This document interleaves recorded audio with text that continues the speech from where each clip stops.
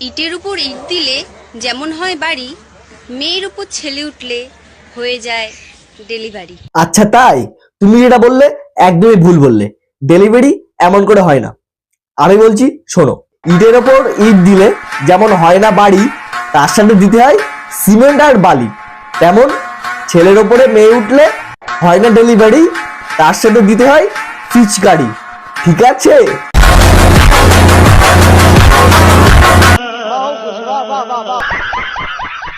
কি যুগ আসলো রে ভাই, মায়ের ওজন হয় নাই 32, দুধ বানাইছে 36।